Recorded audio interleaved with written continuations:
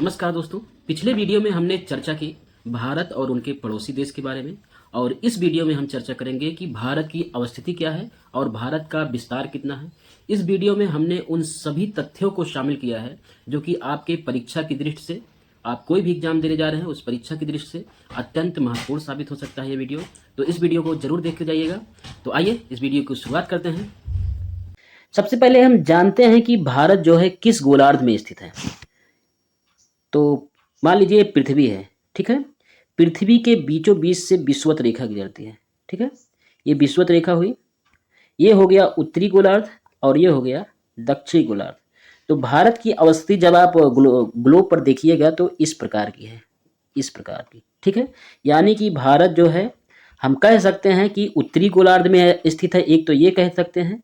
दूसरा कहीं कहीं पर आपको देखने को मिलेगा कि भारत उत्तर उत्तर पूर्वी गोलार्ध में स्थित है। चूंकि ये आपका उत्तर हो गया, ये पूर्व हो गया, तो उसके बीच में यानी कि भारत उत्तर पूर्वी गोलार्ध में स्थित है, ठीक है। पहला प्रश्न ये अवश्य पूछा जाता है कि भारत किस गोलार्ध में स्थित है। तो भारत उत्तर और उत्तर पूर्वी गोलार्ध में स्थित है। अब हम जब आगे बढ़ेंगे तब देखेंगे कि भारत का सबसे उत्तरी बिंदु, सारा भारत का सबसे दक्षिणी बिंदु, भारत का सबसे पश्चिमी बिंदु और भारत का सबसे पूर्वी बिंदु कौन सा है। यानी कि सबसे उत्तरी, सबसे दक्षिणी, सबसे पश्चिमी और सबसे पूर्वी बिंदु कौन सा है। तो जब हम बात करते हैं भारत का सबसे उत्तरी बिंदु है, तो भारत का सबसे उत्तरी बिंदु है उसका नाम है इंदिरा कौल। क्या नाम है इसका? इंदिरा कौल। भारत का सबसे उत्तरतम बिंदु है इंदिरा कौल। और भारत का जो सबसे दक्षिणी बिंदु है वो है इंदिरा पॉइंट। क्या नाम है इसका? इंदिरा पॉइंट। भारत का सबसे दक्षिणी बिंदु है वो है इंदिरा पॉइंट। अब चलते हैं पश्चिम में। तो भारत का सबसे जो पश्चिमी बिंदु है उसका क्या नाम है? गौर मोता। गौर मोता। और भारत का सबसे पूर्वोत्तर बिंदु है उसका नाम है कीबीथू। क्या नाम है उसका? कीबीथू। तो एक बार फिर से इसको याद कर लीजिए कि भारत का सबसे उत्तरतम बिंदु है इंदिरा कौल, दक्षिणतम बिंदु है इंदिरा पॉइंट, पश्चिमोत्तर बिंदु है गौर मोता और पूर्वोत्तर बिंदु है कीबीथू।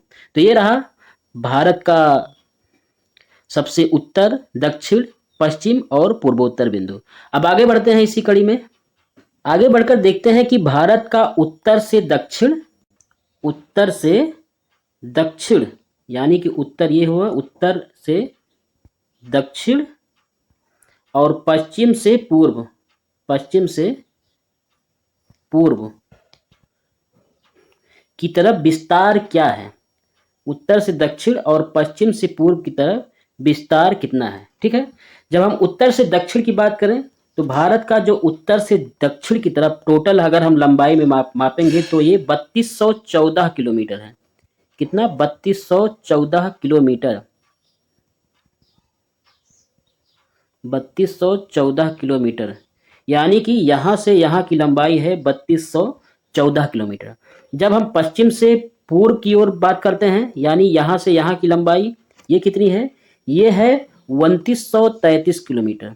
कितना? 2933 किलोमीटर। पश्चिम से पूर्व 2933 किलोमीटर लंबाई है और उत्तर से दक्षिण कितना है? 3214 किलोमीटर लंबाई है, ठीक है। अब बात करते हैं कि भारत का क्षेत्रफल, ये टोटल भारत का क्षेत्रफल कितना है। कभी कभी पूछ लिया जाता है भारत का क्षेत्रफल कितना है। तो 32,87,263 32,87,263 वर्ग किलोमीटर ये भारत का क्षेत्रफल है। विश्व में जितने भी देश हैं अगर क्षेत्रफल के हिसाब से देखें तो विश्व में भारत का क्षेत्रफल की दृष्टि से 7वां स्थान है। क्षेत्रफल की दृष्टि से 7वां स्थान है। और जनसंख्या की दृष्टि से अगर हम बात करें तो भारत का दूसरा स्थान है। लेकिन इस बार जब जनसंख्या की पॉपुलेशन की रिपोर्ट आ जाएगी तो हमें लगता है भारत पहले नंबर पर आ जाएगा जनसंख्या के रूप में, ठीक है। इसी कड़ी में हम आगे बढ़ते हैं और देखते हैं कि भारत की जो जमीनी सीमा है, जमीनी सीमा कहां से कहां तक है। जमीनी सीमा यानी कि यहां से लेकर के ऐसे ऐसे भारत की जमीनी सीमा की कुल लंबाई कितनी है? तो जमीनी सीमा जो है यहां से लेकर के ये इतना भारत की जमीनी सीमा है, ठीक है। अगर हम इसकी लंबाई की बात करें तो भारत की जमीनी सीमा की कुल लंबाई होगी 15,200 15,200 किलोमीटर भारत की जमीनी सीमा की लंबाई है, ठीक है। अब बात करते हैं भारत की समुद्र तट की लंबाई कितनी है, सॉरी मुख्य भूमि की तटरेखा कितनी है, यानी मुख्य भूमि की तटरेखा हुआ यहाँ से लेकर मुख्य भूमि की तटरेखा की लंबाई यहाँ तक, ये हो गया मुख्य भूमि की तटरेखा। मुख्य भूमि की तटरेखा, इसकी लंबाई की जब हम बात करते हैं तो कितना होगा? मुख्य भूमि की तटरेखा की लंबाई होगा 6200 किलोमीटर। कितना? 6200 किलोमीटर ये होगा मुख्य भूमि के तटरेखा की लंबाई। अब जब हम बात करते हैं समुद्र तट की लंबाई कितनी होगी? कितना? समुद्र तट की लंबाई, इसमें क्या क्या आएगा? समुद्र तट की लंबाई, समुद्र तट की लंबाई की जब हम बात करेंगे तो जो ये मेन तट रेखा है, ये लंबाई मेन जो तट रेखा है, इसके अतिरिक्त ये मेन तट रेखा है, ये लंबाई, इसके अतिरिक्त जो लक्षद्वीप की तट रेखा है या जो इधर अंडमान निकोबार की तट रेखा है, इन सभी की लंबाई या इसके जो भी बहुत सारे द्वीप समूह हैं, इनकी जो तट रेखा है, इन सभी की लंबाई को मिलाकर समुद्र तट की लंबाई इसमें जोड़ दिया जाता है, ठीक है। तो ये कितनी है? 7,517 7,517 किलोमीटर। 7,517 किलोमीटर ये समुद्र तट की लंबाई हुआ, ठीक है। मुख्य भूमि की तट रेखा की लंबाई हुआ 6200 किलोमीटर और जो जमीनी सीमा की लंबाई हुआ वो 15,200 किलोमीटर, ठीक है। अब हम अगली कड़ी में देखते हैं कि भारत कितने डिग्री अक्षांश से लेकर के कितने डिग्री देशांतर के मध्य फैला हुआ है, ठीक है। कितने डिग्री अक्षांश से कितने डिग्री अक्षांश के मध्य फैला हुआ है, यानी कि भारत, जब हम बात करते हैं भारत जो है 8 डिग्री 4 मिनट, कितना? 8 डिग्री 4 मिनट से लेकर के 37 डिग्री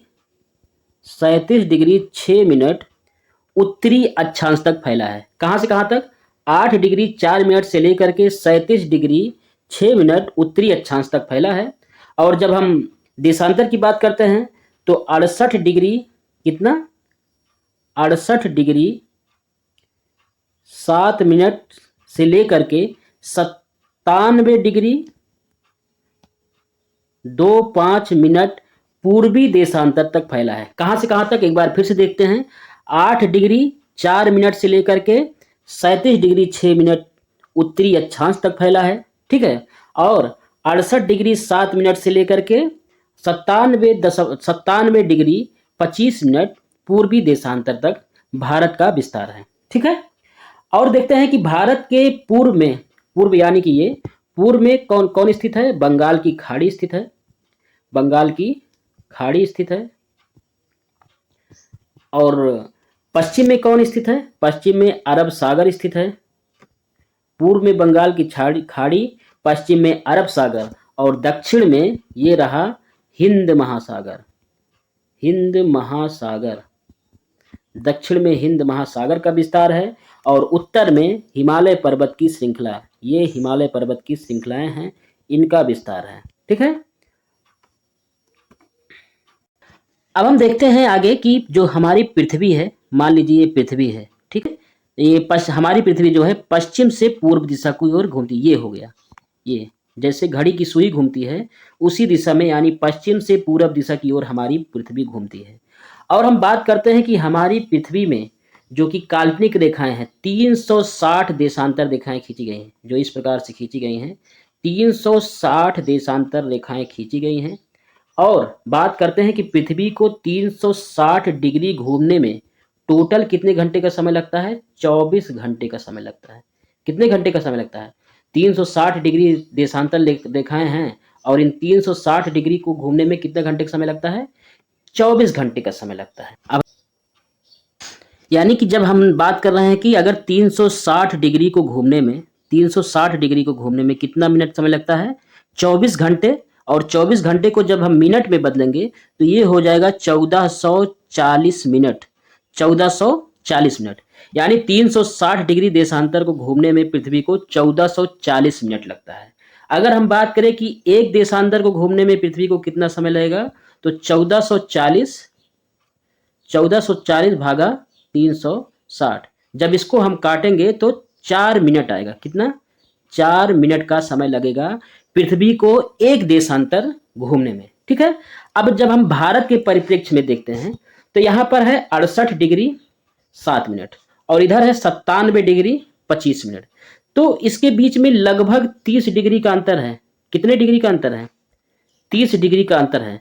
यानी अगर एक डिग्री देशांतर घूमने में 4 मिनट का समय लगता है तो 30 डिग्री देशांतर घूमने में 30 गुणे 4 बराबर 120 मिनट का समय लगेगा। या 120 मिनट मतलब 2 घंटा। ठीक है। तो हम बात करेंगे कि अगर अरुणाचल प्रदेश में 6 बज रहे होंगे तो कितना? अगर अरुणाचल प्रदेश में सुबह के 6 बज रहे होंगे तो गुजरात में कितना बजेगा? गुजरात में सुबह के 6 में से 2 घटा दीजिए, यानी कि 4 ही बज रहा होगा। सुबह के 4 ही बजे होंगे। कितना? 4 बजे होंगे। यानी कि अरुणाचल प्रदेश के समय से गुजरात का समय 2 घंटे पीछे चल रहा होगा। तो इस प्रकार से हम समय को कैलकुलेट करते हैं। ठीक है। अब हम बात करते हैं भारतीय मानक समय रेखा की, जो कि भारत के 5 राज्यों से होकर गुजरती है। वो कौन कौन से राज्य हैं? उत्तर प्रदेश से होकर गुजरती है, मध्य प्रदेश से होकर गुजरती है, और कहाँ से? छत्तीसगढ़ से होकर गुजरती है। भारत की जो मानक समय रेखा है छत्तीसगढ़ से, उत्तर प्रदेश, मध्य प्रदेश, छत्तीसगढ़, उड़ीसा तथा आंध्र प्रदेश से होकर गुजरती है। ये 5 राज्य हैं जिससे होकर भारतीय मानक समय रेखा गुजरती है और इसी के द्वारा भारत में समय का निर्धारण होता है। ठीक है। और ये मानक समय रेखा का नाम है 82.5 डिग्री। कितना? 82.5 डिग्री पूर्वी देशांतर रेखा को 82.5 डिग्री पूर्वी देशांतर रेखा को भारतीय मानक समय रेखा कहा जाता है। 82.5 डिग्री पूर्वी देशांतर रेखा को भारतीय मानक समय रेखा कहा जाता है। जैसे हम बात करते हैं 0 डिग्री देशांतर रेखा, ये तो 82.5 डिग्री हो गई। 0 डिग्री देशांतर रेखा जो है वो कहाँ पर स्थित है? वो स्थित है लंदन में। कहाँ पर स्थित है 0 डिग्री देशांतर रेखा? वो ग्रीनविच लंदन में स्थित है। ग्रीनविच लंदन में 0 डिग्री देशांतर रेखा स्थित है। और भारत में कौन सी रेखा स्थित है? 82.5 डिग्री पूर्वी देशांतर रेखा।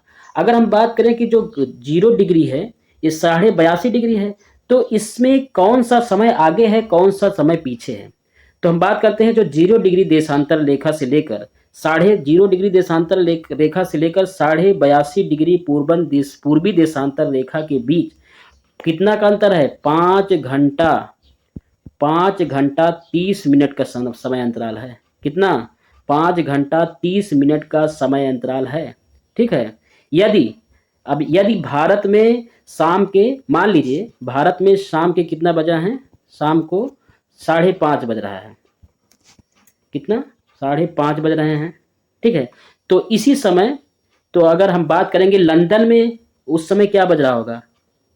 12 बज रहा होगा। कितना? भारत में शाम को अगर 5:30 बजा है तो लंदन में उसी समय जब आप पता कीजिएगा तो उसी समय दिन में 12 बजा होगा। कितना? 12 बजा होगा। ठीक है। यानी कि 0 डिग्री देशांतर से लेकर के 82.5 डिग्री देशांतर के बीच 5 घंटा 30 मिनट का अंतर है। और ये देशांतर रेखा जो है उत्तर प्रदेश, मध्य प्रदेश, छत्तीसगढ़, उड़ीसा और आंध्र प्रदेश से होकर गुजरती है। और अगर हम बात करेंगे तो उत्तर प्रदेश में कहाँ से होकर गुजरती है? तो उत्तर प्रदेश के मिर्जापुर से होकर गुजरती है, या कहीं कहीं पर आपको देखने को मिलेगा उत्तर प्रदेश के नैनी से होकर गुजरती है। ठीक है। तो ये रहा भारतीय मानक समय रेखा या 82.5 डिग्री पूर्वी देशांतर रेखा। अब हम बात करते हैं कर्क रेखा की।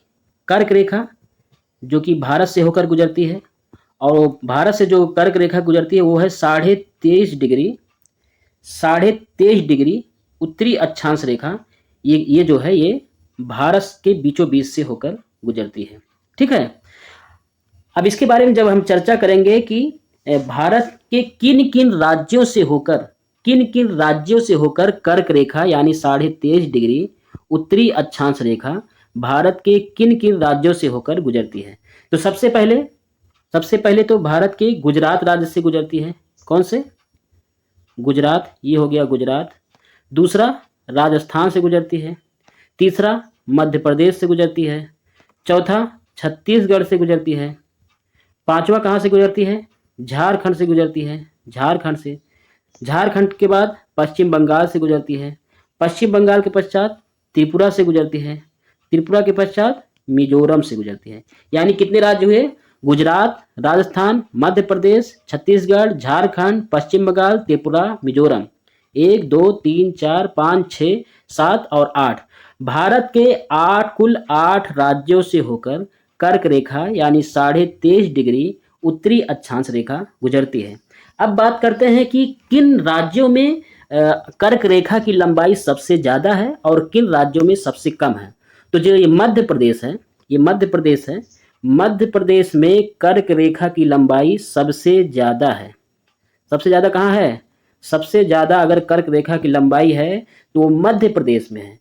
और बात करें कि सबसे कम कर्क रेखा की लंबाई यानी न्यूनतम लंबाई कहाँ है, तो सबसे कम लंबाई जो है वो सबसे कम लंबाई कर्क रेखा की वो है राजस्थान में। ठीक है, अब हम बात करते हैं कि भारत के कौन कौन से राज्य ऐसे हैं कि जो तटीय रेखा के समुद्री तट रेखा के अंतर्गत आते हैं। तो सबसे पहला है कौन कौन सा है? सबसे पहला है गुजरात हुआ, ये भी तटीय रेखा का राज्य है। दूसरा है महाराष्ट्र, ये भी तटीय रेखा का राज्य है। तीसरा है गोवा और चौथा है कर्नाटक। पांचवा है केरला। छठा है तमिलनाडु। सातवां है आंध्र प्रदेश। आठवां है उड़ीसा और नौवां है वेस्ट बंगाल। यानी कि कुल 9 राज्य हैं। कौन कौन से? 9 राज्य हैं जो कि समुद्री तटीय रेखा के अंतर्गत आते हैं। ठीक है, और कुछ केंद्र शासित प्रदेश भी हैं, जैसे इधर है पौंडीचेरी, ये भी तटीय रेखा का केंद्र शासित प्रदेश है। और एक है लक्षद्वीप, ये भी समुद्री तटीय रेखा के अंतर्गत आते हैं। इसके बाद है अंडमान निकोबार, ये भी समुद्र की तटीय रेखा के अंतर्गत आने वाला राज्य है। ठीक है, और अगला कौन सा है? दादरा और नगर हवेली, जो कि यहाँ पर है दादरा एवं नगर हवेली, दमन द्वीप। ये भी राज्य जो है समुद्र तटीय रेखा से लगे हुए हैं। ठीक है, इसी में बात करें कि भारत की सबसे लंबी तटरेखा वाला राज्य कौन सा है। भारत की सबसे लंबी तटरेखा वाला राज्य अगर कोई है तो वो है गुजरात। सबसे लंबी तटरेखा वाला राज्य कोई है तो है गुजरात। दूसरे नंबर पर लंबी तटरेखा किसकी है? दूसरे नंबर पर जो लंबी तटरेखा है वो आंध्र प्रदेश की है। और तीसरे नंबर पर जो सबसे लंबी तटरेखा है वो तमिलनाडु की है। ठीक है, और बात करें कि भारत की सबसे छोटी तटरेखा वाला राज्य कौन सा है तो वो है गोवा। गोवा जो है वो भारत की सबसे छोटी तटरेखा वाला राज्य है। अब एक बात इसमें छूट जाती है कि भारत में जैसे कि मालदीव, बात करें कि जो डिग्री चैनल हैं, कौन सा डिग्री चैनल किन द्वीपों के मध्य स्थित है। जैसे 8 डिग्री चैनल हुआ, 9 डिग्री चैनल हुआ या 10 डिग्री चैनल हुआ, ये अक्सर एग्जाम में पूछ लिया जाता है। इसके बारे में थोड़ा सा चर्चा कर लेते हैं। सबसे पहले बात करते हैं 8 डिग्री चैनल की। 8 डिग्री चैनल जो है, इधर है मालदीव और इधर क्या है? मिनिकॉय द्वीप। मिनिकॉय द्वीप जो है ये लक्षद्वीप का भाग है।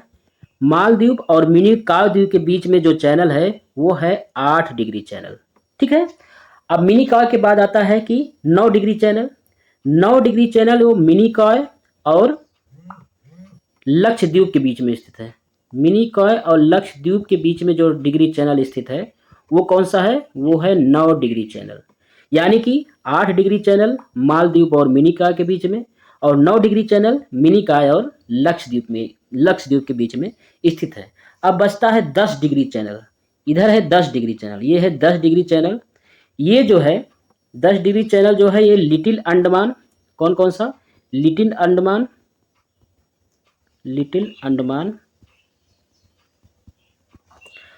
और कार निकोबार के मध्य में स्थित है। कार निकोबार के मध्य में, लिटिल अंडमान और कार निकोबार के मध्य में 10 डिग्री चैनल स्थित है। तो ये रहा। अब अंत में हम भारत की अवस्थिति एवं विस्तार से संबंधित कुछ महत्वपूर्ण बिंदुओं पर चर्चा कर लेते हैं, जो कि आपके एग्जाम पॉइंट ऑफ व्यू से अत्यंत महत्वपूर्ण हो सकता है। तो सबसे पहले देखते हैं कि भारत में जो जम्मू कश्मीर राज्य है, ये है जम्मू कश्मीर और लद्दाख। ये जो है ये केंद्र शासित प्रदेश कब बना? इसको केंद्र शासित प्रदेश का दर्जा कब मिला? 31 अक्टूबर, इसको आप लिखते जाइएगा, 31 अक्टूबर 2019 को जम्मू कश्मीर और लद्दाख, ये जम्मू कश्मीर हुआ और ये लद्दाख हुआ, 2 केंद्र शासित प्रदेश बनाए गए 31 अक्टूबर 2019 को। ठीक है। अगला है कि डूरंड रेखा। डूरंड रेखा क्या है? रेखा जो है पाकिस्तान और अफगानिस्तान के मध्य की सीमा रेखा है। यहाँ पर है अफगानिस्तान और यहाँ पर है पाकिस्तान। इसके मध्य की सीमा रेखा को ही डूरंड रेखा कहते हैं। और भारत और पाकिस्तान के मध्य की रेखा को क्या कहते हैं? भारत और पाकिस्तान के मध्य की रेखा को कहते हैं रेड क्लिफ रेखा। कौन सी रेखा कहते हैं? रेड क्लिफ रेखा। भारत और पाकिस्तान के मध्य की रेखा को रेड क्लिफ रेखा कहते हैं, और अफगानिस्तान और पाकिस्तान के बीच की रेखा को डूरंड रेखा कहते हैं। तथा भारत और चीन के बीच की रेखा को क्या कहते हैं? भारत और चीन के बीच की रेखा को मैक मोहन रेखा कहते हैं। कौन सी? मैक मोहन रेखा। भारत और चीन के बीच की रेखा को मैक मोहन रेखा कहा जाता है। ठीक है। अब आगे बढ़ते हैं कि अगर हम बात करें कि क्षेत्रफल की दृष्टि से भारत का सबसे बड़ा राज्य कौन सा है, तो क्षेत्रफल की दृष्टि से भारत का सबसे बड़ा राज्य है राजस्थान। क्षेत्रफल की दृष्टि से सबसे बड़ा राज्य है राजस्थान। राजस्थान के बाद पड़ता है, राजस्थान के बाद सबसे बड़ा जो है वो मध्य प्रदेश है। उसके बाद है महाराष्ट्र जो सबसे बड़ा है। महाराष्ट्र के पश्चात है यूपी जो सबसे बड़ा है। यूपी के पश्चात है एपी यानी आंध्र प्रदेश सबसे बड़ा राज्य है। तो ये राज्यों का क्रम है, सबसे बड़ा राजस्थान, फिर मध्य प्रदेश, फिर महाराष्ट्र, फिर उत्तर प्रदेश, फिर आंध्र प्रदेश। अगर हम बात करें कि क्षेत्रफल की दृष्टि से भारत का सबसे छोटा राज्य कौन सा है, भारत का सबसे छोटा राज्य कौन सा है क्षेत्रफल की दृष्टि से, तो वो कौन सा है? क्षेत्रफल की दृष्टि से जो यहाँ पर स्थित है गोवा। गोवा ही क्षेत्रफल की दृष्टि से सबसे छोटा राज्य है। ठीक है। अब हम बात करें कि जनसंख्या की दृष्टि से भारत का सबसे छोटा राज्य कौन सा है? जनसंख्या की दृष्टि से तो जो यहाँ पर राज्य स्थित है जिसको सिक्किम बोलते हैं, वो जनसंख्या की दृष्टि से सबसे छोटा राज्य यदि कोई है तो वो है सिक्किम। अब हम आगे बात करते हैं कि राज्यों व केंद्र शासित प्रदेशों में क्षेत्रफल की दृष्टि से भारत का सबसे छोटा राज्य कौन सा है। चाहे वो राज्य को मिला लो या केंद्र शासित प्रदेशों को मिला लो, दोनों को मिला के भारत का अगर सबसे छोटा राज्य है तो जो इधर यहाँ पर स्थित है उसका नाम है लक्षद्वीप। राज्यों और केंद्र शासित प्रदेशों को मिला के भारत का सबसे छोटा राज्य जो है वो लक्षद्वीप है। ठीक है। अब आगे बढ़ते हैं कि सबसे ज्यादा राज्यों से सीमा बनाने वाला भारत का राज्य कौन सा है, तो ये उत्तर प्रदेश है। ठीक है। ये ऐसा प्रदेश है कि जो सबसे ज्यादा राज्यों के साथ सीमा बनाता है। यह भारत के कुल 8 राज्यों के साथ सीमा बनाता है। 8 राज्यों एवं 1 केंद्र शासित प्रदेश। कितना? 8 राज्यों के साथ और एक केंद्र शासित प्रदेश के साथ सीमा बनाता है। कौन? उत्तर प्रदेश भारत के 8 राज्यों के साथ तथा 1 केंद्र शासित प्रदेश के साथ सीमा बनाता है। वो 8 राज्य कौन कौन से हैं? 8 राज्यों में सबसे पहला है उत्तराखंड। उत्तराखंड के साथ सीमा बनाता है। दूसरा है हिमाचल प्रदेश के साथ सीमा बनाता है। तीसरा किसके साथ? हरियाणा के साथ सीमा बनाता है। चौथा किसके साथ? राजस्थान के साथ सीमा बनाता है। पांचवा किसके साथ? एमपी के साथ, मध्य प्रदेश के साथ सीमा बनाता है। छठवां छत्तीसगढ़ के साथ सीमा बनाता है। उसके बाद झारखंड के साथ सीमा बनाता है एवं बिहार के साथ सीमा बनाता है। और लास्ट में जो है एक केंद्र शासित प्रदेश बचता है जो कि दिल्ली है, दिल्ली के साथ सीमा बनाता भी है। वो केंद्र शासित प्रदेश है, वो एकमात्र केंद्र शासित प्रदेश है जिसके साथ उत्तर प्रदेश सीमा बनाता है। उत्तराखंड, हिमाचल प्रदेश, हरियाणा, राजस्थान, मध्य प्रदेश, छत्तीसगढ़, झारखंड, बिहार, 1 2 3 4 5 6 7 8, यानी उत्तर प्रदेश 8 राज्यों के साथ तथा एक केंद्र शासित प्रदेश के साथ सीमा बनाता है। ठीक है, अब आगे बढ़ते हैं कि भारत में क्षेत्रफल की दृष्टि से सबसे बड़ा जिला कौन सा है। बात करते हैं क्षेत्रफल की दृष्टि से सबसे बड़ा जिला। क्षेत्रफल की दृष्टि से सबसे बड़ा जिला कौन सा है? तो वो है कच्छ जिला। कच्छ जिला जो कि गुजरात में स्थित है। क्या नाम है उसका? कच्छ जिला जो है ये भारत का क्षेत्रफल की दृष्टि से सबसे बड़ा जिला है जो कि गुजरात में स्थित है। ठीक है, और अगर बात करें कि भारत में क्षेत्रफल की दृष्टि से सबसे छोटा जिला कौन सा है, तो सबसे छोटा जिला है वो है पौंडीचेरी का। कौन सा है? पौंडीचेरी का माहे जिला क्षेत्रफल की दृष्टि से सबसे छोटा जिला है। कौन सा? पौंडीचेरी का माहे जिला ये क्षेत्रफल की दृष्टि से सबसे छोटा जिला है और क्षेत्रफल की दृष्टि से भारत का सबसे बड़ा जिला है वो है कच्छ जिला जो कि गुजरात में स्थित है। ठीक है, भारत में अब बात करें कि भारत में कुल कितने गांव हैं, तो भारत में कुल 6,41,000 गांव हैं।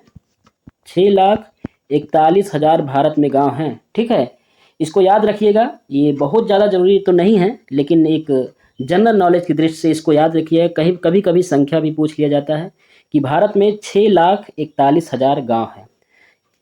आगे बढ़ते हैं कि पौंडीचेरी के बारे में जो सबसे विशेष तथ्य ये है कि पौंडीचेरी एक ऐसा केंद्र शासित प्रदेश है जो कि 3 राज्यों में फैला हुआ है। कौन कौन से राज्यों में फैला हुआ है? 3 राज्यों में फैला हुआ है। इसका कुछ भाग जो है वो केरल है। जैसे केरल में कौन सा भाग है?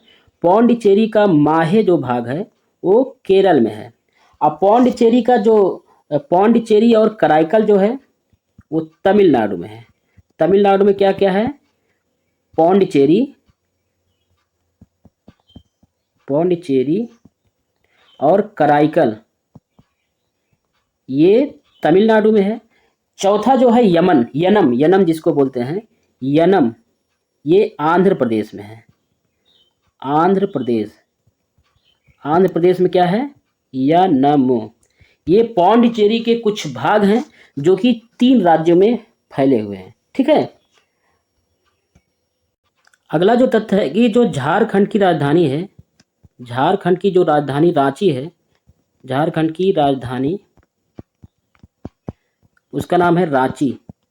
ये इम्पोर्टेंट क्यों है? रांची जो है वो कर्क रेखा पर स्थित है।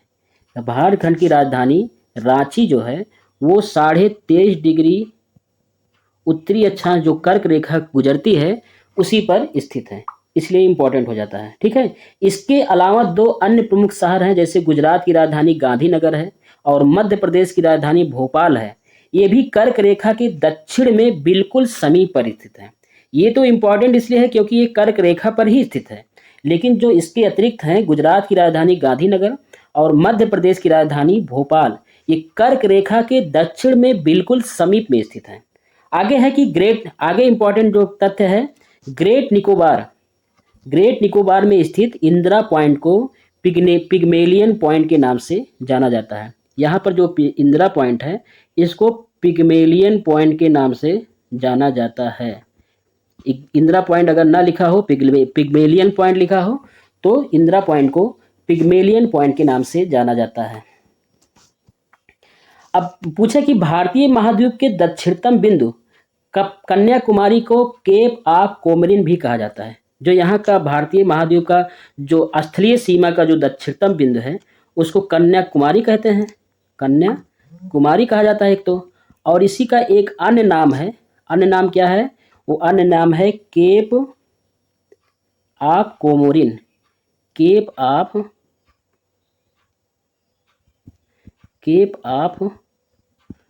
कोमोरिन। ये कन्याकुमारी का अन्य नाम है, केप ऑफ कोमोरिन। ठीक है। अगला जो तथ्य है कि भारत का पूर्वोत्तर राज्य जो कि ये है, जिसको त्रिपुरा बोलते हैं, पूर्वोत्तर राज्य त्रिपुरा जो है, ये जो है बांग्लादेश से 3 तरफ से घिरा है। यानी ये त्रिपुरा जो है ये बांग्लादेश से इधर से भी घिरा है, इधर से, इधर से, इधर से, 3 तरफ से घिरा है, एक तरफ से सिर्फ बांग्लादेश से नहीं घिरा है। ये इंपॉर्टेंट हो जाता है क्योंकि भारत का एकमात्र राज्य जो कि बांग्लादेश से 3 तरफ से घिरा हुआ है, उस राज्य का नाम है त्रिपुरा। तो ये वीडियो यहीं पर समाप्त होता है। आपको ये वीडियो कैसा लगा आप कमेंट में ज़रूर बताइएगा। वीडियो जानकारी को लगा हो तो वीडियो को लाइक कीजिए, शेयर कीजिए और चैनल को सब्सक्राइब कीजिए। तो मिलते हैं इसी प्रकार की ज्योग्राफी की अगली सीरीज में। तब तक के लिए जय हिंद, जय भारत।